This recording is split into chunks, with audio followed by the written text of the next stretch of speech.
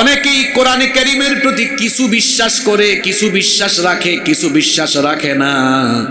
আপনি বলবেন হুজুর কথাটা বুঝলাম না, এটি আল্লাহর বাণী, এটা বিশ্বাস করে কিন্তু কোরআন দিয়ে যে সমাজ এবং রাষ্ট্র পরিচালনা করা যায় এই ঈমান তার নাই। এই জন্য দেখা যায় কোরআন মসজিদ মাদ্রাসা এগুলোতে থাকলে কোনো আপত্তি নাই। মসজিদ মাদ্রাসায় তারা কোরআনকে ধর্মীয় কিতাব হিসাবে মানে, কিন্তু সমাজ এবং রাষ্ট্রের বিভিন্ন দিক পরিচালনায় কোরআনের আইন তারা গ্রহণ করতে চায় না, মানতে চায় না। এই রকম মানুষ আমাদের সমাজে আছে না নাই? আগামীকাল জুমাবার, আপনি আগামীকাল আইডেন্টিফাই করতে পারবেন। জুমার দিনে যদি মসজিদে খতিব সাহেব বক্তব্য রাখতে গিয়ে বলেন, সম্মানিত মুসল্লিবৃন্দ, মসজিদ কমিটি শোনেন, আমাদের এই মসজিদ আল্লাহর আইনের ভিত্তিতে চলবে। সবার আগে সভাপতি সাহেব হাত তুলে বলবে হুজুর আপনার সাথে আমি একমত। সেক্রেটারি, কোষাধ্যক্ষ সবাই বলবে হুজুর আমরা একমত। আমাদের মসজিদ আল্লাহর আইনে চলুক, কোরআনের আইনে চলুক, আমাদের কোনো আপত্তি নাই। এই বড় বিল গঙ্গাচড়ার সব মানুষ একমত হবে, হুজুর আমরাও রাজি আছি। হুজুর যদি খুশি হয়ে পরবর্তী পয়েন্টে বলেন যে আল্লাহর আইনে, যে কোরআনের আইনে মসজিদ চলবে, সেই আল্লাহর আইনে, কোরআনের আইনে সমাজ চলবে, রাষ্ট্র চলবে। এই বক্তব্য দেওয়ার পরেই দেখবেন মসজিদে থাকা বহু আবুল কাশেম, বহু আব্দুর রহমান, আব্দুস সাত্তারের চেহারা তখন একেবারে কালো হয়ে গিয়েছে।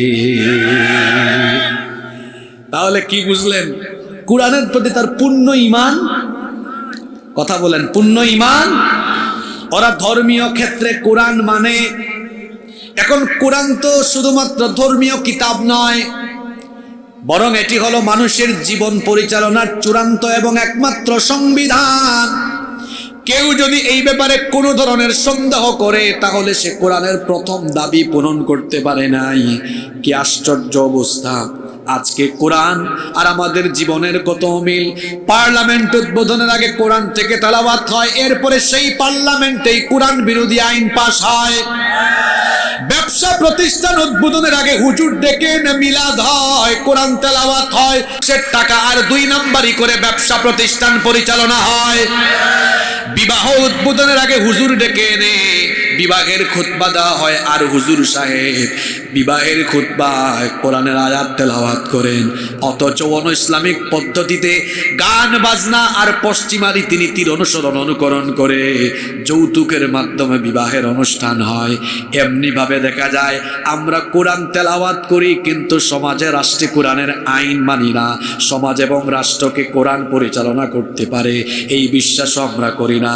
এমনিভাবে যেই ব্যক্তি মুসলমানের নাম ধারণ করে, মুসলমানের বেশ ধারণ করে, শুধুমাত্র মসজিদে মাদ্রাসায় কোরআন রেখে সমাজ এবং রাষ্ট্র পরিচালনায় কোরআনে কারীম ব্যর্থ, এই বিশ্বাস যারা করে, এই ব্যক্তিগুলো কোরআনের প্রথম দাবি পূরণে ব্যর্থ হয়েছে। আপনারা কি আমাকে ভালোভাবে শুনতে পাচ্ছেন? তাহলে বলেন, প্রথম পয়েন্টেই তো অনেকে ধরা খাইছে। প্রথম পয়েন্টেই ধরা, ও কোরআনকে ধর্মীয় কিতাব মনে করেছে। কোরআনে কারীম শুধু ধর্মীয় কিতাব নয়, এটি হচ্ছে মানুষের জীবনের সকল দিক বিভাগ পরিচালনার চূড়ান্ত এবং একমাত্র সংবিধান। কোরআনের প্রথম দাবি, এর উপর পূর্ণ ঈমান আনা। এটা আল্লাহর কিতাব, আর আমার জীবন পরিচালনায়, আমার ব্যক্তি জীবন, আমার পরিবার, আমার সমাজ, আমার রাজনীতি, আমার অর্থনীতি, আমার দেশ, আমার আন্তর্জাতিক নীতি, সব পরিচালনায় আমি আইন বানানোর দরকার নাই। এই কোরআনে কারীমে সব যিনি দিয়েছেন তিনি কে? নাম্বার 2, মনোযোগ দিয়ে কথাগুলো শুনেন। আমাদের প্রতি কোরআনে কারীমের 2 নাম্বার দাবি হলো আল্লাহর এই কিতাব বিশুদ্ধভাবে তিলাওয়াত করা। বিশুদ্ধভাবে কি করা? আমি তো বড় দুঃখ করে বলি, বাংলাদেশে বলা হয় 90% মুসলমান, কিন্তু যদি একটা আদমশুমারি করা হয় কতজন কোরআন পড়তে পারে, আমার মনে হয় 85% মুসলমানই এখনো কোরআন শুদ্ধ করে পড়তে পারে না। 2 দিন আগে বগুড়ায় ওই শিবগঞ্জে এশার নামাজের আজান হয়েছে। আমি এক মসজিদে ঢুকেছি, ইমাম সাহেব তেলাওয়াত করছে লাহনে জালি, একটা একটা অক্ষরের মাখরাজ তার ঠিক নাই, মাখরাজ ঠিক নেই, সিফাত ঠিক নেই, মাদ ঠিক নেই, গুন্না ঠিক নেই, তাজবিদের কোনো নিয়ম নীতি অ্যাপ্লাই হচ্ছে না, নামাজ আদায় করছে। আমি চিন্তা করলাম এই ইমামকে এখানে নিয়োগ দিল কে? পরে চিন্তা করলাম, বুঝছি আমার দেশে তো বহু মসজিদ আছে যেখানে সভাপতি সেক্রেটারি ইমাম নিয়োগ করে, অথচ সভাপতি সেক্রেটারির আউযুবিল্লাহ পড়লে 100টা ভুল করবে। মসজিদের ইমাম নিয়োগ করবেন, সেই মসজিদে খতিব থাকলে তিনি, অথবা আশেপাশে কোনো আলিয়া মাদ্রাসা, কওমি মাদ্রাসার বড় কোনো আলেম থাকলে তিনি এসে ইন্টারভিউ নিয়ে তেলাওয়াত শুনে মাসালা মাসাইল এবং অন্যান্য সব কিছু জাস্টিফাই করে ইমাম সাহেব নিয়োগ করবেন। যদি একজন ইমাম এমন থাকেন তার তেলাওয়াত সহি না, তাহলে তো ওই মসজিদের সব মুসল্লিদের নামাজ বাতিল হয়ে যাবে।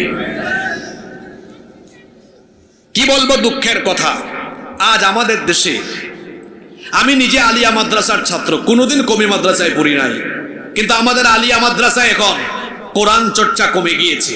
অনেক ছাত্র আছে আলিয়া মাদ্রাসার, অনেক হুজুর দেখেছি, অনেক বক্তা দেখেছি, কোরআন বিশুদ্ধ করে পড়তে পারে না। আপনি বলবেন হুজুর বিশুদ্ধ করে পড়লে পড়ুক, না পড়লে নাই, কোরআনের আমল করলে হয়েছে। কে বলেছে আপনাকে কোরআনের আমল করলে হয়েছে? আপনি নবীজির সিরাত ভালো করে পড়েন। যে সাহাবী ঈমান এনেছেন, আগে আল্লাহ নবী তাকে বলেছেন তুমি আগে কোরআন শিক্ষা করো। কি শিক্ষা করো? আপনি কোরআন শিখেন না, আপনার তো নামাজ শেষ, নামাজ বাতিল হয়ে যাবে। বিশুদ্ধভাবে যেই ব্যক্তি কোরআন তেলাওয়াত করতে পারে না, সেই ব্যক্তি 3টা ক্ষতির সম্মুখীন হবে। জুড়ে বলেন কয়টা ক্ষতি? 1 নাম্বার ক্ষতি হলো ওই ব্যক্তির নামাজ বাতিল হয়ে যাবে, কারণ নামাজের ভেতরে বিশুদ্ধ কোরআনের তেলাওয়াত ফরজ, এটা অতীব জরুরি। যদি আপনার হরফের উচ্চারণ ঠিক না থাকে, বিশুদ্ধ করে যদি কোরআন তেলাওয়াত না করেন, তাহলে দেখা যাবে কোরআনের অর্থ বিকৃত হয়ে যাবে, লাহনে জালি হওয়ার কারণে আপনার নামাজ ফাসেদ হয়ে যাবে, নষ্ট হয়ে যাবে। আহারে, আমার দেশে কত মুসলমান আছে কোরআন বিশুদ্ধ করে পড়তে পারে? রুব্বা কারিউলিল কুরআন ওয়াল কুরআনু ইয়ালআনুহু, কোরআনের এমন বহু পাঠক আছে, বহু তেলাওয়াতকারী আছে, এরা যখন কোরআন তেলাওয়াত করে সওয়াবের পরিবর্তে কোরআন তাকে লানত দেয়। এরা কোরআন পড়ছে আর কোরআন তাকে লানত দিচ্ছে। আহারে, এমন করে বহু মানুষ কোরআন পড়ছে। আল্লাহ আমাকে ক্ষমা করুন, আমি মানুষকে বোঝানোর জন্য উদাহরণ দিচ্ছি। কোরআন পড়তেছে আলহামদুলিল্লাহ রাব্বিল আলামিন, আল্লাহ আমারে ক্ষমা করেন, এটা আলামিন না আলামিন? ওই বগুড়ার ইমাম সাহেব তিনি পড়ছেন শাইআ কে পড়ছেন শাইআ, হামজাকে আইন, আইনকে হামজা। আপনি কি জানেন হামজাকে আইন আর আইনকে হামজা বানিয়ে ফেললে ওই শব্দের অর্থ আর ঠিক থাকে না? একটা অক্ষরের মাখরাজ যখন ঠিক থাকে না, এটা অর্থ বিকৃত হয়। যেমন সূরা ইখলাসের প্রথম শব্দ কুল, বলুন হুয়াল্লাহু আহাদ, তিনি আল্লাহ যিনি একক অদ্বিতীয়। আপনি কফের জায়গায় কাফ বলেছেন, কাফ অর্থ হবে কুল। এখানে আলেমরা বসে আছেন, ওটা তখন আমরের সিগা হয়, অর্থ হয় খাও, তখন অর্থ হয় যে আল্লাহ একজন, তারে ধইরা খায়া ফেলো। নাউযু বিল্লাহি মিন যালিক। আমার দেশে অনেক কূটনৈতিক বিচক্ষণ ব্যক্তি আছে, এরা কয় হুজুর অসুবিধা নাই তো, ওই যে কোরআন শরীফের নিচে বাংলা উচ্চারণ দেওয়া থাকে, ওইটা দেখে পড়ে কালু হাদাল্লাজি রুজিকনা মিন কাব। বাংলা তো এরকমই হবে। এখন বলেন তো, বাংলায় যেটা কালু হয়, আরবিতে সেটা কি হয়?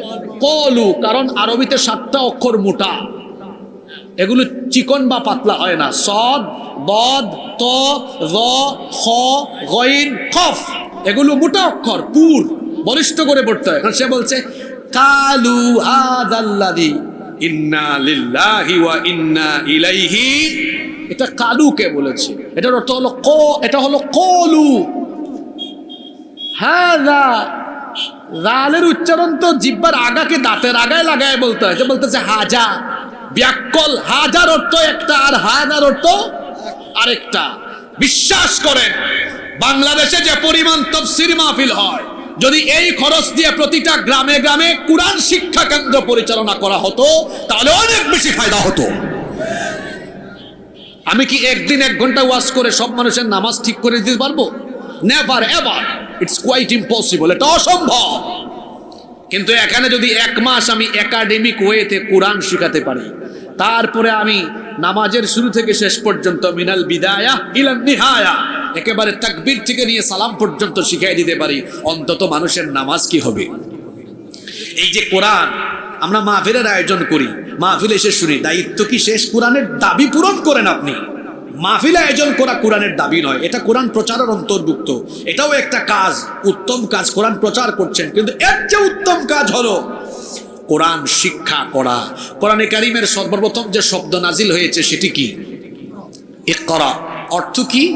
পড়ুন। এই কিতাব পড়ার আদেশ দেওয়া হয়েছে। পড়বেন কেমনে? বাংলা উচ্চারণ দেখে। আল্লাহকে জিজ্ঞেস করলাম, আল্লাহ আমি কোরআন কেমনে পড়বো? আল্লাহ জবাব দিলেন, ওয়ারাত্তিলিল কুরআন তারতিলা। তারতিলের সাথে তাজবিদের মাধ্যমে তাহসিন করে বিশুদ্ধ এবং সুন্দরভাবে কোরআন পড়ো। এই হুকুমটা কার? যারা বিশুদ্ধ করে কোরআন পড়তে জানে না এদের ক্ষতি তিনটা। এক নাম্বার, এদের নামাজ শেষ। নামাজ কবুল হবে কোয়ান্টিটি নয়, নামাজে কোয়ালিটি থাকা লাগে। কথা শুনতেছেন যুবক ভাইয়েরা? এদিক সেদিক তাকায়েন না। আমি ইউনিভার্সিটিতে পড়াকালীন সেকেন্ড ইয়ারে থার্ড সেমিস্টারে আমাদের এক স্যার ছিলেন, তিনি এখন কানাডায় থাকেন। তো স্যারের বাসায় গিয়েছিলাম সন্ধ্যার পরে। তো স্যার আমাদেরকে নাস্তা খাওয়ালেন, তারপর বললেন আজকে তোমাদেরকে একটা মজার জিনিস দেখাই। বললাম স্যার কি দেখাবেন? কিছুদিন আগে ফাইনাল এক্সাম আমরা শেষ করেছি ইউনিভার্সিটিতে। এক বান্ডেল খাতা বের করে একজনের খাতা দেখালেন, 51 পৃষ্ঠা লিখেছে। স্যার তাকে নাম্বার দিয়েছেন 1। কত?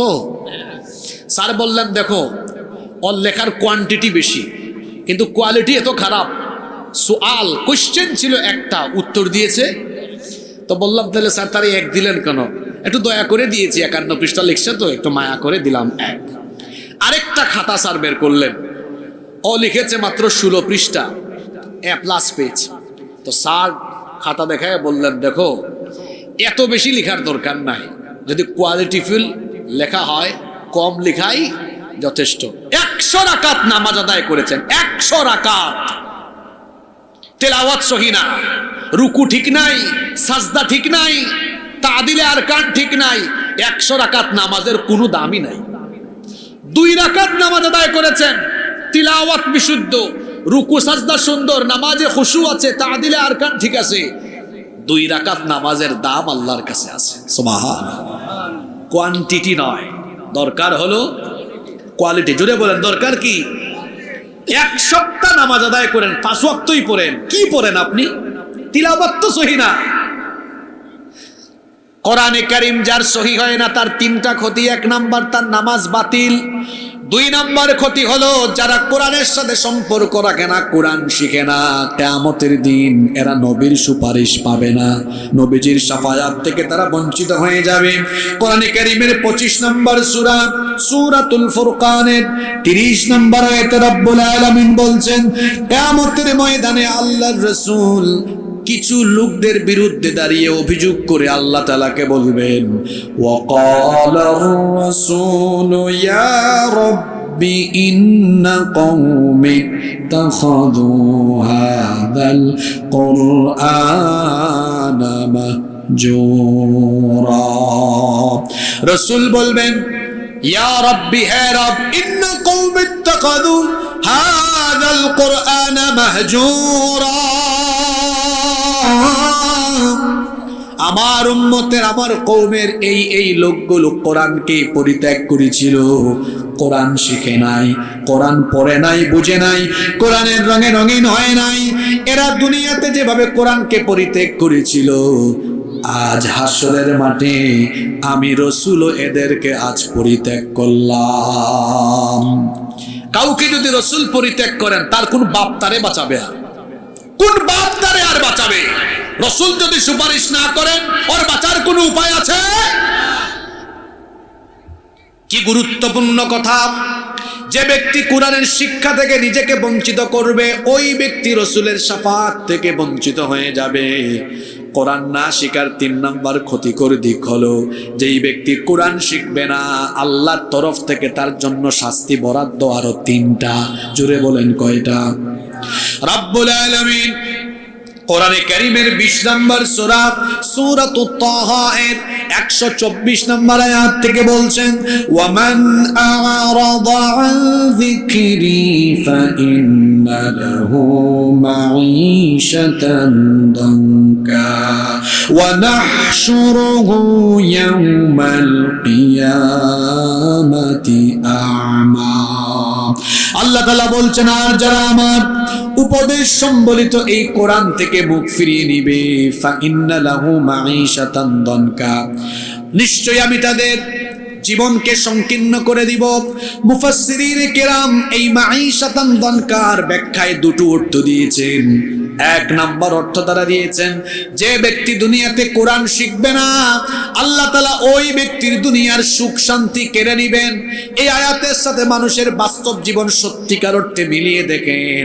গাড়ি আছে, বাড়ি আছে, নারী আছে, ক্ষমতা আছে, সবকিছু থাকার পরেও তার কপালে সুখ নাই। কারণ হলো তার জীবনে কোরআন নাই।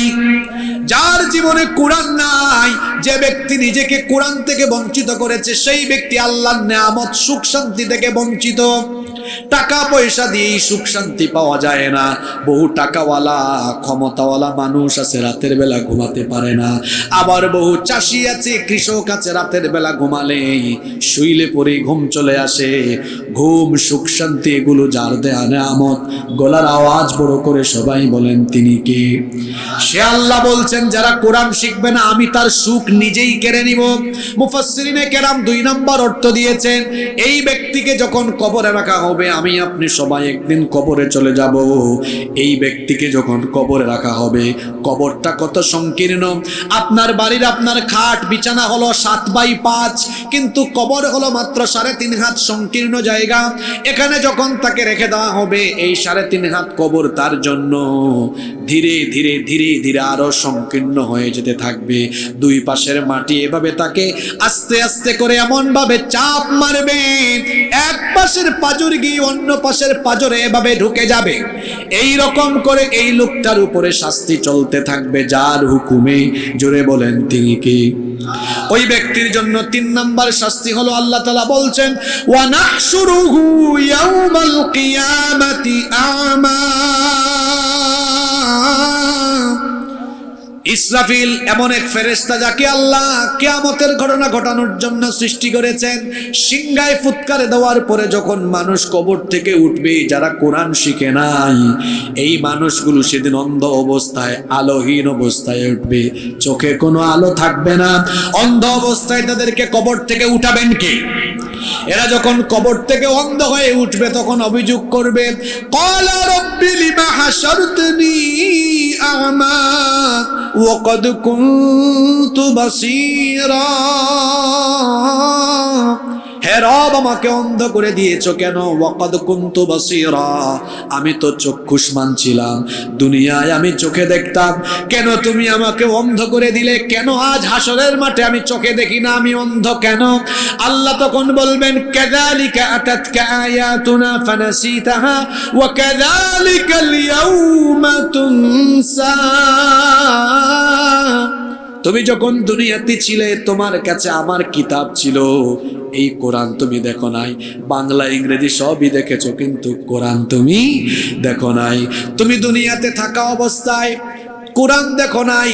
চক্ষু থাকতেও তুমি যেভাবে অন্ধ হয়ে গিয়েছিলে, এজন্য আমি আল্লাহ আজকে তোমারে অন্ধ বানালাম। শুধু তাই নয়, দুনিয়াতে থাকা অবস্থায় আমার কিতাব কোরআনকে তুমি যেভাবে ভুলে গিয়েছিলে, ওয়া কাযালিকাল ইয়াউমা তুনসা, আজকে তোমার মতো গোলামকেও হাসরের মাঠে আমি আল্লাহ ভুলে গেলাম। এরা আর কে বাঁচাবে? কে বাঁচাবে আর তাকে? দেখি তো কি মনোযোগ দিয়ে আলোচনা শুনেন। ক্লাসের ভালো ছাত্রগুলো ফাইন্ড আউট করে ফেলি। আজকের আলোচনার টাইটেল, শিরোনাম ছিল, মানুষের প্রতি কোরআনের কয়টা দাবি? 9টা। কয়টা? 1 নাম্বার বলেছি পূর্ণাঙ্গ ঈমান, 2 নাম্বার বলেছি বিশুদ্ধ করে কোরআন তেলাওয়াত জানা। এখন প্রশ্ন করি, জবাব দেন তো, বিশুদ্ধ কোরআন না শিখলে কয়টা ক্ষতি? 1 নাম্বার নামাজ, কথা বলেন, নামাজ হবে না, এই নামাজ বাতিল। 2, কি থেকে বঞ্চিত হবে? কোরআনের সুপারিশ থেকে।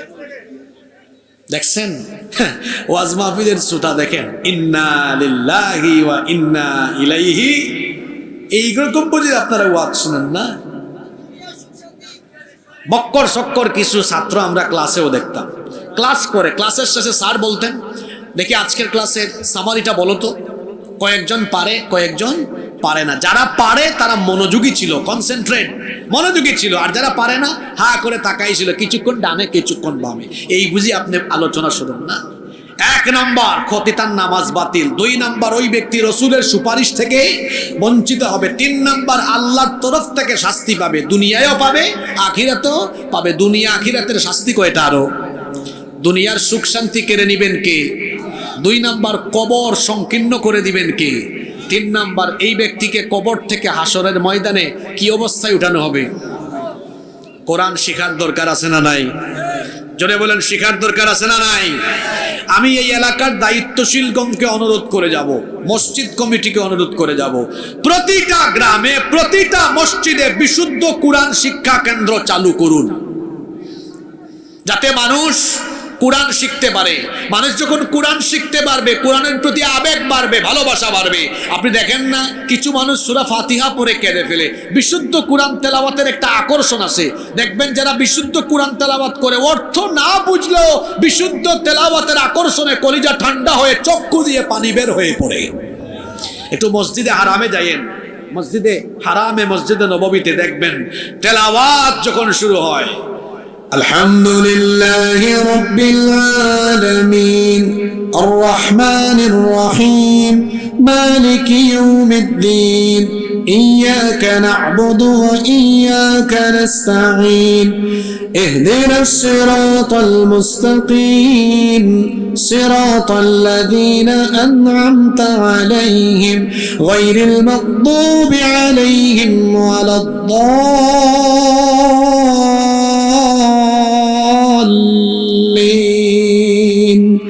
আমি তো হারামের ইমামদের মতো পারি না, আমার কণ্ঠ এত ভালো না, কিন্তু আপনি যখন হারামের তিলাওয়াত শুনবেন, আল্লাহর কসম আমি নিজের চোখে দেখেছি মানুষ কাঁদছে। আমি জিজ্ঞেস করেছি, আল্লাহ আমাকে বহুবার মসজিদে হারামে নামাজ আদায়ের সুযোগ দিয়েছেন, জিজ্ঞেস করেছি আপনি তো অর্থ বুঝেন না, কাঁদেন কেন? কই হুজুর, অর্থ বোঝা লাগে। এত সুন্দর তিলাওয়াত যখন করে কলিজাটা ঠান্ডা হয়ে মনের অজান্তেই চক্ষু দিয়ে পানি বের হয়ে পড়ে।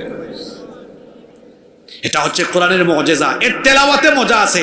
আপনি জানেন না, আল্লাহর নবীর তেলাওয়াত শুনে নাখলাতে ফজরের নামাজে নবীজির তেলাওয়াতে উড়ন্ত জিনেরা উড়ন্ত অবস্থা বন্ধ করে নবীর তেলাওয়াত শুনে পাগল পড়া হয়েছে। সুবহানাল্লাহ। সূরা জিনে আছে, তারা কি বলেছে? ইন্না সামি'না কুরআনান আজাবা। আমরা তো আওয়াজের দরিয়ায় থাকি, একই আওয়াজ, একই বিস্ময়কর তেলাওয়াত, এত চমৎকার তেলাওয়াত জীবনেও শুনে নাই। সুবহানাল্লাহ। কোরআন যখন কোরআনের মতো পড়বেন শুনতে মজা লাগবে, আর যখন বলবেন কালু হাজাল্লাজি রুজিকনা মিন কাবলু ওয়া উতুবিহি মুতাচাবিহা, আল্লাহ আমাকে ক্ষমা করে দেন, এটা মানুষকে বোঝানোর জন্য আমি জাস্ট বলেছি, শুনতেও মজা লাগবে না, তেলাওয়াতে কোনো সওয়াব পাওয়া যাবে না, নামাজগুলোও শুদ্ধ হবে। চিন্তা করেন তো, জান্নাত চাই তো কোরআনের প্রতি, আমাদের প্রতি কোরআনের যে দাবি, 2 নম্বর দাবিটাই তো এখনো পূরণ করতে পারলাম না। কোরআন সই করে পড়তে পারি না। আমি অনুরোধ করে যাব, এই এলাকায় যেন কোরআন শিক্ষা কেন্দ্র অচিরেই চালু করা হয়।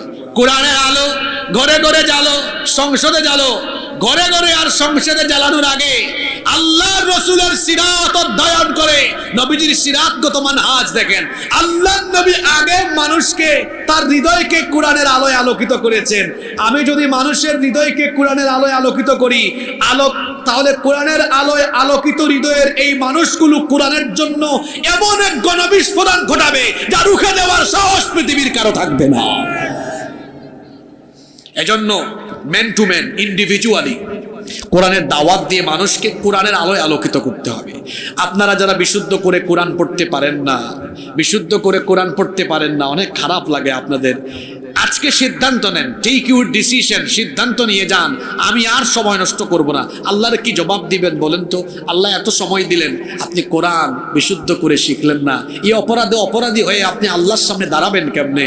আজকে সিদ্ধান্ত নিয়ে যান, যেভাবেই হোক, যার কাছে গিয়ে হোক, কোরআন আমি শিখবই শিখবো, নাম্বার 3, মানুষের উপরে কোরআনে কারীমের 3 নাম্বার দাবি হলো কোরআন বিশুদ্ধ করে শেখার পরে বেশি বেশি তেলাওয়াত করা এবং কোরআন শোনা। কারণ কোরআন তেলাওয়াত করলে বা শুনলে ইমানের ব্যাটারিকে ফুলফিল যিনি করে দেন তিনি কে? ওয়া ইযা তুলিয়াত আলাইহিম আয়াতুহু যাদাতহুম ঈমানা। যখন তাদের সামনে কোরআন পড়া হয় তখন তাদের ঈমান বাড়ে। কোরআনের তেলাওয়াতে মানুষের ঈমান বাড়ে। দেখবেন যখন মনটা খারাপ, টেনশন কাজ করে, অজু করে কোরআন তেলাওয়াতে বসে যান, মনটা প্রশান্ত হয়ে যাবে। আজকে আমাদের বাড়ির ভেতরে কোরআন তেলাওয়াত নাই, ঘরের ভেতরে কোরআনের তেলাওয়াত নাই। এই অভ্যাস কমে যাওয়ার কারণে আমাদের ঘরগুলো আজকে শয়তানের আড্ডাখানায় পরিণত হয়েছে। আল্লাহ নবী বলেছেন, লা তাজআলু বুয়ুতাকুম মাকাবির, তোমরা তোমাদের ঘরকে কবর বানিয়ে ফেলো না, ঘরের মধ্যে তেলাওয়াত করো। আল্লাহ নবী বলেছেন, ইন্নাল বাইতাল্লাযী তুকরাউ ফীহি সূরাতুল বাকারা ইয়ানফিরুশ শাইতানু আন। আল্লাহ নবী বলেছেন, যেই ঘরের মধ্যে সূরা বাকারা তেলাওয়াত হয় ওই ঘরে আর শয়তান থাকতে পারে না। কোরআনের তেলাওয়াত আরম্ভ হলে শয়তান তখন ঘর ছেড়ে পালিয়ে যায়। তাহলে যেই ঘরে কোরআনের তেলাওয়াত হয় না ওই ঘর শয়তানের আড্ডাখানা, আর যে ঘরে কোরআনের তেলাওয়াত আছে ওই ঘরে শয়তান আর থাকতে পারে। এজন্য বেশি বেশি কোরআন তেলাওয়াত করবেন। এটা হচ্ছে আমাদের উপরে কোরআনের 3 নাম্বার হক। সুযোগ পেলেই কোরআন তেলাওয়াত করেন, কোরআন তেলাওয়াত করেন, কোরআন তেলাওয়াত করেন। একদিকে হরফে হরফে আছে 10 নেকি, অন্যদিকে কোরআন তেলাওয়াতের কারণে আপনার হৃদয়ে যিনি সাকিনা নাজিল করে দিবেন, জোরে বলেন তিনি কি? 4 নাম্বার, আমাদের উপরে কোরআনের 4 নাম্বার হক হলো আমার অধীনস্থদেরকে কোরআন শিক্ষা দেওয়া। 1 নম্বরে আমার পরীক্ষা দেওয়া, এটা আমার দায়িত্ব। যদি আমার ছেলে মেয়ে আমার সন্তান হয়, আমার সন্তানকে অ আ ক খ ABCD শেখাবো, পড়ে আলিফ বা তা তা কোরআনের শিক্ষা দিব সবার আগে। আমরা অনেকে আছি সন্তানকে আমরা ইংলিশ মিডিয়ামে পড়াই, ব্যারিস্টার হাফেজ, আমরা ব্যারিস্টার ইঞ্জিনিয়ার বানানোর জন্য কত চেষ্টা করি, কত ভালো ভালো প্রতিষ্ঠানে ভর্তি করি। ছেলেকে ব্যারিস্টার বানান, ইঞ্জিনিয়ার বানান, লয়ার বানান, আমার আপত্তি নাই। কিন্তু সবার আগে আপনি আপনার সন্তানকে কোরআন শিক্ষা দিবেন। সন্তানকে যদি কোরআন না শেখান, আল্লাহর কসম, কোরআন হাদিসের শিক্ষা বিবর্জিত এই সন্তান দুনিয়ার সকল শিক্ষা যদি নেয়, কোরআন থেকে যদি বঞ্চিত থাকে, এ কোনোদিন আদবওয়ালা হবে না, বেয়াদব হবে। এবং এই সন্তান নিজেই তার মা বাপকে গলা ধাক্কা দিয়ে বাড়ি থেকে বের করে অল্ড হোম বৃদ্ধাশ্রমে পাঠিয়ে দিবে। কোরআনওয়ালা সন্তান কখনো তার পিতামাতার সাথে খারাপ আচরণ করে না। এজন্য সন্তানকে কোরআন শেখান। সন্তানটাকে কোরআন শেখালে, আচ্ছা আপনি বাড়িতে যাবেন, বাড়িতে গিয়ে শুনলেন আপনার ছেলে, আপনার মেয়ে 7-8 বছর বাড়িতে তেলাওয়াত করছে, ইয়াসিন ওয়াল কুরআনিল হাকিম ইন্নাকা লামিনাল মুরসালিন আলা সিরাতিন মুস্তাকিম। বাড়িতে গিয়ে শুনেন আপনার ছেলে মেয়ে এইরকম তেলাওয়াত করছে, আল্লাহর কসম আপনার সন্তান 100 কোটি টাকা উপার্জন করে আপনার হাতে দিলে কলিজায় যে শান্তি লাগবে, আপনার ছেলে মেয়ে এভাবে যদি কোরআন আপনার সামনে পড়তে পারে তার চেয়ে 1000 কোটি গুণ বেশি আপনার শান্তি লাগবে। ছেলে মেয়েগুলোকে কোরআন শিক্ষা দেন। কি সন্তান বানিয়ে যাচ্ছেন! আউযুবিল্লাহ পারে না, বিসমিল্লাহ। যে পিতামাতা তাদের সন্তানদেরকে কোরআন শেখাবে না, দুনিয়া এবং আখিরাতে এই পিতামাতা ব্যর্থ হবে, অসম্মান, জিল্লতি, বেইজ্জতির সম্মুখীন হবে। আখিরাতে সন্তান বলবে, আল্লাহ আমাকে জাহান্নামে দেওয়ার আগে আমার পিতামাতাকে আমার সামনে আনো। আল্লাহ বলবেন, তোমার পিতামাতাকে সামনে আনার কথা তুমি কেন বলছো? সে তখন বলবে, তারা তো আমাকে কোরআন শেখানোর ব্যবস্থা করে নাই, তারা আমাকে পথভ্রষ্ট করেছে, আমাকে হেদায়েতের পথে আনার জন্য হেদায়েতের এই কিতাব শিক্ষার কোনো ব্যবস্থা করে নাই। হে রব, আমার মা বাপকে আমার সামনে এনে দাও। নাজআলহুমা তাহতা আকদামিনা লিয়াকুনা মিনাল আসফালিন। আজ আমি আমার বাপ মায়ের বুকের উপরে উঠে পাড়া দিয়ে পদদলিত করে, দলিত মথিত করে তারপরে আমি জাহান্নামে যাব। কি ব্যর্থ পিতা, কি ব্যর্থ মাতা, তার সন্তান তার বুকের উপরে উঠে পাড়াতে চাইবে।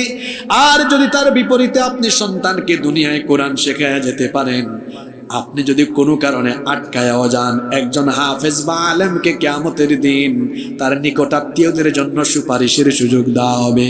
সন্তানকে কোরআনওয়ালা বানিয়ে যান, এই সন্তান বলবে, আল্লাহ আমি একা জান্নাতে যাব না, আমার বাপ আর আমার মাকে তুমি আমার সাথে জান্নাতে দিয়ে দাও। সুবহানাল্লাহ কইতে ইচ্ছে করে না? আল্লাহ বলবেন, তোর মা বাপকে শুধু জান্নাত দিব না, শোন, তোর বাপ মা তোরে কোরআন শেখানোর ব্যবস্থা করেছে, তোর মা বাপকে আমি আজ হাসরের মাঠেও সম্মান দিব। আল্লাহ বলবেন ফেরেশতাদেরকে, উলবিসা ওয়ালিদাহু তাজান ইয়াউমাল কিয়ামা, এই কোরআনওয়ালা সন্তানের মা বাপের মাথার মধ্যে নূরের মুকুট আজকে পরিধান করিয়ে দাও। দুনিয়ায়ও সম্মান, আখিরাতেও অধীনস্থদেরকে কোরআন শেখান। এটা আপনার প্রতি কোরআনের 4 নম্বর দাবি। কয় নম্বর দাবি? নাম্বার 5। মানুষের প্রতি কোরআনের 5 নম্বর দাবি হলো যথাসাধ্য এই কোরআন মুখস্থ করা। যতটুকু পারবেন মুখস্থ করবেন। না, আমরা কোরআন মুখস্থ করি না, দায়িত্ব দিয়েছি হাফেজদেরকে। আর আমাদের পুঁজি হলো আলাম তারা কাইফা ফাআলা রাব্বুকা বিআসহাবিল ফিল, এই সূরা থেকে ওই যে কুল আউযু বিরাব্বিন নাস, মাত্র এই 10টা সূরা, এর বাইরে আমাদের আর কোনো মুখস্থ নাই। আমার শিক্ষা ব্যবস্থা আজ কোন জায়গায় গিয়ে দাঁড়িয়েছে? মাস্টার্স শেষ করে ভালো বাংলা জানে, ভালো ইংরেজি জানে, কিন্তু শুদ্ধ করে কোরআন পড়তে জানে না। আপনারা দোয়া করবেন, আমরা বাংলাদেশে শিক্ষা ব্যবস্থা নিয়ে কাজ করার নিয়তে বহুদূর এগিয়েছি। সামনে আমরা কিছু প্রতিষ্ঠান এমন তৈরি করব। আমার শিক্ষা প্রতিষ্ঠানগুলো এমন হওয়া দরকার, এখানে কোরআনের শিক্ষা বাদ থাকবে না। প্রতিটি ক্লাসে বাংলা, ইংরেজি, গণিত, তারপরে বিজ্ঞান বা ব্যবসায়িক যত সাবজেক্ট আছে, সায়েন্স কমার্সের, এগুলো থাকবে, আইসিটি থাকবে, সবই থাকবে। পাশাপাশি কোরআন, হাদিস, আরবি মাস্ট থাকবে সেখানে। আচ্ছা, এমন হইলে কেমন হইতো শুনেন তো আপনারা। হ্যাঁ, আলাদা করে আর শিক্ষার দরকার নাই। প্লে, নার্সারি, তাকে আদব কায়দা, দোয়া দুরুদ, মাসালা শিক্ষা দেওয়া হবে। ক্লাস 1, 2, ক্লাস 1, 2 এই 2 ক্লাসে, ক্লাস 1-এ তাকে কায়দা, সিফারা পড়ায়া নাজেরা দেওয়া হবে। ক্লাস 2-তে তাজবিদ সহকারে বিশুদ্ধ করে কোরআন শেখানো হবে। এবার আসেন ক্লাস 3, 4, 5, 6, 7, 8, 9, 10, কয়টা ক্লাস? 8টা ক্লাস। প্রতি ক্লাসে সিলেবাস বাধ্যতামূলক করেন। 3 পারা কোরআন অবশ্যই মুখস্থ করতে হবে। 1 পারাতে 20 পাতা আছে, 20 পেজ, তাহলে 3 পারাতে 60 পৃষ্ঠা। 1 বছরে 60 পৃষ্ঠা মুখস্থ করা ব্যাপার? কথা বলেন, ব্যাপার? ব্যাপারই না। তাহলে দেখা যাবে এই ছেলে এসএসসি শেষ করার সময় কোরআনের 24 পারা মুখস্থ। ইন্টারমিডিয়েটের ফার্স্ট ইয়ারে আরো 3 পারা, সেকেন্ড ইয়ারে আরো 3 পারা, 3, 3, 6, 24 আর 6 কত? জোরে বলেন। 30। এবার সে ইউনিভার্সিটিতে যাবে, সে যে ডিপার্টমেন্টে পড়বে। এখন সে ডাক্তার হবে, হোক হাফেজ ডাক্তার। ইঞ্জিনিয়ার হবে, হোক হাফেজ ইঞ্জিনিয়ার। ব্যারিস্টার হবে, হাফেজ ব্যারিস্টার, হাফেজ অ্যাডভোকেট। দেখা যাবে আমার দেশের একজন লয়ারও যখন আদালতে দাঁড়িয়ে কোনো মামলার এজলাসে যখন হেয়ারিং করবেন, দেখা যাবে তিনি তখন ভালো ইংরেজি জানেন, তার পাশাপাশি কোরআনের টেক্সট সেখানে তেলাওয়াত করে উদ্ধৃতি দিয়ে মাঝে মাঝে আরবিতেও কথা বলে। সুবহানাল্লাহ। এমন শিক্ষা ব্যবস্থা যদি হতো, তাহলে অনার্স মাস্টার শেষ করে যারা চুরি ডাকাতি করে, এই সিলেবাস যেখানে কোরআন নাই, হাদিস নাই, এরা চোর ডাকাত হতো না। যদি এখানে কোরআনিক সিলেবাসের সমন্বয়, কম্বিনেশন ঘটানো হতো, তাহলে চোর ডাকাত, দুর্নীতিবাজ হওয়ার পরিবর্তে এরা দেশপ্রেমিক, আল্লাহওয়ালা আর পরহেজগার হতো। সম্মানিত উপস্থিতি, তাহলে বলছিলাম কোরআন শিক্ষা দেওয়ার ব্যবস্থা করতে হবে। 5 নম্বর হলো কোরআন মুখস্থ করতে হবে। কোরআন মুখস্থ করা কঠিন নয়। আজকে আপনাদেরকে কোরআন মুখস্থ করার কৌশল শিক্ষা দিয়ে যায়। আমি নিজে স্কুলের ছাত্র, এরপরে আমার বাবা, আমার 14 গোষ্ঠীতে কোনো আলেম নাই, সব জেনারেল শিক্ষায় শিক্ষিত, ইউনিভার্সিটি পড়ুয়া। আমার বাপ আমাকে স্কুল থেকে ধরে এনে মাদ্রাসায় দিয়েছেন। মাদ্রাসার সর্বোচ্চ পড়ালেখা শেষ করেছি, ইউনিভার্সিটিতেও আমি পড়েছি। যেহেতু ছোটবেলা আমি স্কুলে পড়েছি, আমি হাফেজ হওয়ার সুযোগ পাইনি। একটা আক্ষেপ ছিল, মনে মনে চিন্তা করলাম হাফেজ আমাকে হতেই হবে। আমি শুরু করলাম এবার কোরআন মুখস্থ করা, ধাপে ধাপে কোরআন মুখস্থ শুরু করছি। আমার মনে হয় ইনশাআল্লাহ তাড়াতাড়ি শেষ হোক। কোরআন মুখস্থ করা সহজ। আপনি এক আয়াত শিখেন না ডেইলি, সূরা নাবা 30 পারার প্রথম সূরা ধরেন, দেখেন মুখস্থ করা কত সহজ। আম্মা ইয়াতাসাআলুন, আজকে এক আয়াত সারাদিন জপেন, আগামীকাল আরেক আয়াত। আনিন নাবাইল আযীম, পরের দিন আরেক আয়াত, আল্লাযী হুম ফীহি মুখতালিফুন। পরের দিন 4 নম্বর দিন, কাল্লা সায়ালামুন। পরের দিন 5 নম্বর দিন, সুম্মা কাল্লা সায়ালামুন। 5 দিনে কয় আয়াত? আমার 1 রাকাত নামাজের পুঁজি হয়ে গেছে। এবার ওই দিনই সূরা ফাতিহার পরে সব নামাজে পড়েন, আম্মা ইয়াতাসাআলুনা আনিন নাবাইল আযীমিল্লাযী হুম ফীহি মুখতালিফুন কাল্লা সায়ালামুনা সুম্মা কাল্লা সায়ালামুন। আল্লাহু আকবার। রুকুতে যান, 1 রাকাতের পুঁজি হইছে না? কুরআন মুখস্থ করে কোরআনকে স্মৃতিপটে ধরে রাখার কৌশল হলো যা মুখস্থ করবেন তা প্রতিদিনের নামাজে অ্যাপ্লাই করবেন, তাহলে কোরআনকে মনে রাখার ব্যবস্থা করে দিবেন কে? ডেইলি 1 আয়াত করেও শিখলে কোরআন মুখস্থ করতে 6,500 দিন লাগবে। 6,500 দিন লাগবে। না, আমরা করি না, দায়িত্ব দিয়ে দিয়েছি বিভিন্ন জনকে। এই প্র্যাকটিসটা মধ্যপ্রাচ্যের বিভিন্ন আরব দেশে আছে। আমি 2019 সালে জিদ্দাতে এক গাড়িতে উঠেছি, ওই যে ট্যাক্সিতে আর কি। তো ড্রাইভার, ইয়ামেনি ড্রাইভার, সে তিলাওয়াত করতেছে কোরআনের মাঝখান থেকে সূরা বনি ইসরাইল পড়তেছে। বনি ইসরাইল একেবারে মাঝখানে না, এটা মাঝামাঝি সূরা। তা আমি বললাম, হাল আনতা হাফিজুল কোরআন? আপনি কি হাফেজে কোরআন? লা, আমি হাফেজে কোরআন। তো আমি বললাম, হাফেজ না, একদম বনি ইসরাইল মাঝখান থেকে পড়তেছেন। কয় আমি হাফেজ না ঠিক, কিন্তু যখনই পাই, সময় পাই, কোরআন পড়ি। পড়তে পড়তে অর্ধেকের বেশি এখন মুখস্থ করে ফেলেছি। একজন ড্রাইভার পারে। আরে উত্তরবঙ্গের মানুষ তো টাটকা ফ্রেশ আলু খায়, ফ্রেশ সবজি খায়, সব নিয়ামতেই উত্তরবঙ্গে। এত টাটকা সবজি আর এত ফ্রেশ জিনিস বাংলাদেশের অন্য কোথাও নাই। আপনাদের ব্রেইন অনেক ফ্রেশ আছে, মেমোরাইজিং ক্যাপাসিটিও ভালো। চেষ্টা করেন আজকে থেকে ডেইলি 1 আয়াত 2 আয়াত মুখস্থ করেন। কোরআন যত মুখস্থ করবেন জান্নাতে তত বেশি আপনার স্ট্যাটাস, মর্যাদা যিনি বাড়িয়ে দিবেন তিনি কে? সূরা মুলকটা মুখস্থ করেন, রাতে ঘুমানোর আগে পড়েন। আয়াতুল কুরসিটা মুখস্থ করেন, সূরা ওয়াকিয়া মুখস্থ করেন, ইয়াসিন সূরাটা মুখস্থ করেন, সূরা রহমান মুখস্থ করেন। চেষ্টা করেন, পারবেন ইনশাআল্লাহ। কষ্ট হচ্ছে আপনাদের? নাম্বার 6, আমরা এগিয়ে গেছি অনেক। 6 নাম্বার, মানুষের প্রতি কোরআনের 6 নাম্বার দাবি হলো, 6 নাম্বার দাবি হলো কোরআন শুধু পড়লেই হবে না, তুতা পাখির মতো। এবার এটা বুঝতে হবে। কি করতে হবে? বোঝার চেষ্টা করতে হবে। যদি আপনি না বুঝেন তাইলে কোরআন অনুযায়ী জীবন গঠন করতে পারবেন? আমরা 1 ঘন্টায় 1 পারা পড়ি, আর রসুলের সাহাবীরা এক এক সূরা পড়তে সময় নিয়েছেন 10 বছর, 8 বছর। সুবহানাল্লাহ। ওইটা পড়েছেন, বুঝেছেন, আমল করেছেন। আমরা কোরআন বুঝি না। এবার আমার দিকে তাকান। এই কথাগুলো সচরাচর সব মাহফিলে শুনবেন না। এবার কোরআন অর্থ বুঝে পড়ার, এতক্ষণ যে 6টা পয়েন্ট বললাম, সবগুলা দাবি পূরণের একটা সংক্ষিপ্ত সিলেবাস দিয়ে যাই। তাফহিমুল কোরআন, তাফসির ফি জিলালিল কোরআন, মারিফুল কোরআন, তাফসিরে জালালাইন, তাফসির ইবনে কাসির। 5টা তাফসিরের নাম বললাম। এগুলো সব বাংলা অনুবাদ করা পাওয়া যায়। 2-2.5 হাজার টাকা দাম হবে এক সেট তাফসিরের। এক সেট বাংলা অনুবাদ করা তাফসির বাসায় রাখবেন, আপনি সহ পরিবারের সবাই পড়বেন। আমার দিকে তাকান। ডেইলি যদি 5 আয়াত পড়েন, অর্থ আর ব্যাখ্যা সহ, নিচে দেখবেন টিকা দিয়ে ব্যাখ্যাও লেখা আছে। বড় জোর 10-15 মিনিট সময় লাগবে 5 আয়াত পড়তে। ডেইলি কোনো মানুষ যদি 5 আয়াত করে কোরআন পড়ে, আমি ক্যালকুলেটরে হিসাব করে বলতেছি, পুরা কোরআন অর্থ সহ ব্যাখ্যা সহ শেষ করতে তার সময় লাগবে 4 বছর। কেউ যদি বলে হুজুর আমি 10 আয়াত করে পড়বো, সময় লাগবে 2 বছর। কেউ যদি বলে হুজুর 10 আয়াত কেন, 20 আয়াত পড়বো, ব্যাপার না, এটা আমার জন্য পড়া। তো সুসংবাদ আছে আপনার জন্য, আপনার পুরা কোরআন শেষ করতে সময় লাগবে মাত্র, না কোনো প্ল্যান নাই, আপনার পরিকল্পনা নাই, আগডুম বাগডুম প্ল্যান। খালি মাহফিল করলেন বছরে একদিন, আর বড় বড় কথা বললেন। কোরআন পড়ুন, কোরআন পড়ুন। কি জবাব দিবেন আল্লাহর কাছে? এত বড় খোলা চিঠি আল্লাহ আপনাকে দিয়েছেন। হ্যাঁ, 5 আয়াত করে পড়লেও তো 4 বছর লাগতো, 10 আয়াত করে পড়লেও 2 বছর সময় লাগতো, 20 আয়াত করে পড়লেও 1 বছর লাগতো। বয়স তো হয়ে গেছে 50 বছর, 60 বছর। যুবক 20 বছর, 22 বছর, 25-30 বছর।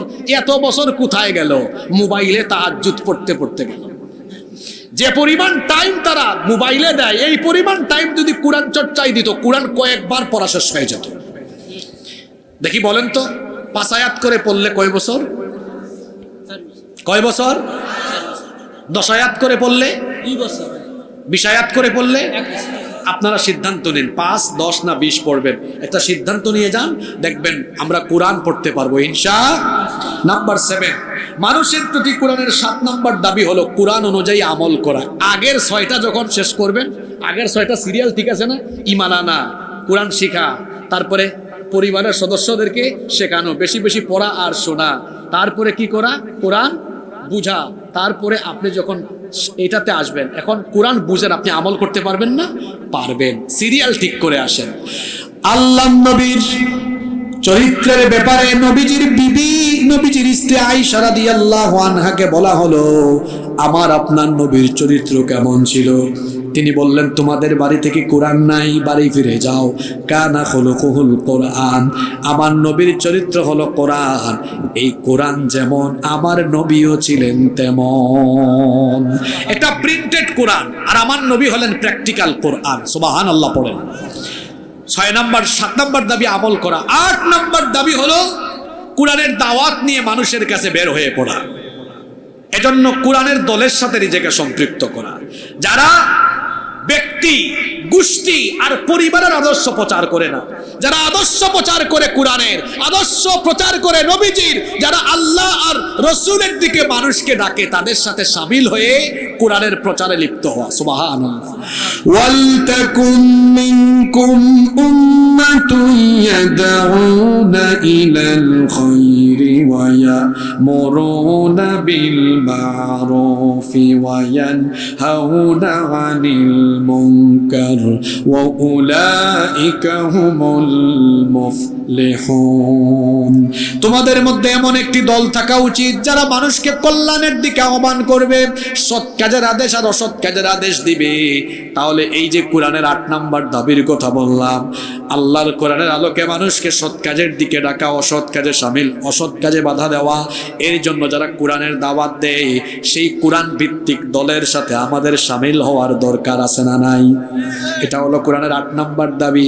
9 নাম্বার দাবি হলো এই কোরআনের দাওয়াত দিয়েই সীমাবদ্ধ থাকা যাবে না। দাওয়াত দিয়ে দিয়ে কোরআনের পক্ষে জনমত গঠন করার পরে 9 নাম্বার দাবি হলো সমাজ এবং রাষ্ট্রে কোরআনের অনুশাসনের বাস্তবায়ন করা। শুধু কোরআন মসজিদে থাকবে, মাদ্রাসায় থাকবে, আর রাষ্ট্র পরিচালনায় কোরআন থাকবে না, এমনটা তো হতে পারে না। এই কোরআন মসজিদ মাদ্রাসায় যেমন থাকবে, তেমনি পার্লামেন্ট, সেক্রেটারিয়েট, বঙ্গভবন পরিচালনায় কোরআন থাকা লাগবে। আমি সময়ের অভাবে কথাগুলো আরো গুছাইয়া বলতে পারতাম, বললাম না। সংক্ষেপে যে বললাম, আমাদের উপরে কোরআনের দাবি কয়টা? জোরে বলেন কয়টা? নিজে নিজের সাথে মিলায় দেখুন তো কয়টা দাবি পূরণ করেছেন। হ্যাঁ, আমরা এই যে 9 নম্বর দাবি, কোরআনের রাষ্ট্র প্রতিষ্ঠা করা। আল্লাহর রাসূল তো 10 বছর মদিনা শাসন করেছেন, নিজের আইন দিয়ে না কোরআনের আইন দিয়ে? জোরে বলেন, নিজের আইন না কোরআনের আইন? কোরআনের আইন ছাড়া সমাজ থেকে অন্যায়, দুর্নীতি, সমাজ থেকে অপরাধ নির্মূল করা সম্ভব নয়। একটা উদাহরণ দেই, সবাই আমার দিকে তাকান। কেমন জানি আপনাদেরকে একটু অমনোযোগী মনে হচ্ছে, অমনোযোগী হবেন না। আজ বাংলাদেশে 68,000 গ্রামে 68,000 হুজুর। মানুষকে যদি বলেন সবাই নামাজি হন, এত ওয়াজ করার পরেও দেখবেন কয়েকজন মসজিদে যাবে না। কিন্তু পার্লামেন্ট থেকে যদি বলা হয়, অথবা রাষ্ট্রপতির আদেশ ক্রমে যদি বঙ্গভবন থেকে গেজেট পাস করা বলা হয়, নামাজ না পড়লে ব্যাট দেওয়া হবে, ব্যাটের ধরে সবাই। আমরা মাদকের বিরুদ্ধে ওয়াজ করব, অনেকে মাদক গ্রহণ করবে, কিন্তু যদি রাষ্ট্রীয়ভাবে সিদ্ধান্ত না হয় সেটা কার্যকর হবে। তার মানে ওয়াজ দিয়ে যেটা হয় না, সেটা রাষ্ট্র ক্ষমতা দিয়ে হয়। ওয়াজেরও দরকার আছে, ওয়াজ দিয়ে কোরআনের পক্ষে জনমত গঠন করা হয়। কিন্তু রাষ্ট্রীয়ভাবে অন্যায় অপরাধকে নির্মূল করার জন্য কোরআনকে শুধু ওয়াজ মাহফিলে, কোরআনের ওয়াজ মাহফিলের মঞ্চে আর মসজিদের মিম্বরে কোরআন রাখলে চলবে না, বরং এই রাষ্ট্রকে কোরআনের ভিত্তিতে একটি জনকল্যাণমূলক রাষ্ট্রে পরিণত করতে হলে পার্লামেন্টে কোরআনের প্রতিনিধিদেরকে পাঠিয়ে দিতে হবে। এজন্য কোরআনের সমাজ বিনির্মাণে সবাই ঐক্যবদ্ধ থাকা লাগবে। এই দেশটা 71 সালে স্বাধীন হওয়ার পরে 2024 আজ 53 বছর ধরে বড় নির্যাতিত এক দেশ। সবাই বাংলাদেশের ভাগ্য পরিবর্তনের কথা বলে বলো বড় বড় বুলিয়া উড়িয়ে জনগণকে ধোঁকা দিয়ে যখন ক্ষমতায় যায়, তখন বাংলাদেশের ভাগ্য বদলায় না, তাদের শার্ট প্যান্ট বদলায়, তাদের চেহারা সুরত বদলায়, গাড়ি বদলায়, বাড়ি বদলায়। বাংলাদেশের মানুষের ভাগ্য আর বদলায় না। বাংলাদেশের মানুষের ভাগ্য বদলাতে হলে চোর, ডাকাত, দুর্নীতিবাজ, সন্ত্রাস, ইসলাম বিরোধীদের পরিবর্তে কোরআনওয়ালা লোকদেরকে পার্লামেন্টে পাঠালে পরে এই দেশ একটি আদর্শ জনকল্যাণমূলক সুখী এবং সমৃদ্ধশালী রাষ্ট্রে পরিণত হবে ইনশাআল্লাহ। এজন্য আসুন, এটা শহীদ আবু সাঈদের এলাকা। শহীদ আবু সাঈদ রক্ত দিয়েছে এই দেশকে জুলুম মুক্ত করার জন্য। আরেকবার আমরা সবাই আমাদের শক্তি সামর্থ্য প্রয়োজনে রক্ত, জানমাল সবকিছু কুরবান করে আরেকবার আমরা এই দেশকে সুখী সমৃদ্ধশালী হিসাবে পাওয়ার জন্য একটি কোরআনের বিপ্লবের জন্য ঐক্যবদ্ধ হয়ে কাজ করে আগামী দিনে আমরা বাংলাদেশে কোরআনের সমাজ, কোরআনের রাষ্ট্র গঠনে ভাই ভাই হয়ে কাঁধে কাঁধ লাগিয়ে এক হয়ে কাজ করব। কারা কারা রাজি আছেন দুই হাত তুলে আল্লাহকে দেখান। মাশাআল্লাহ।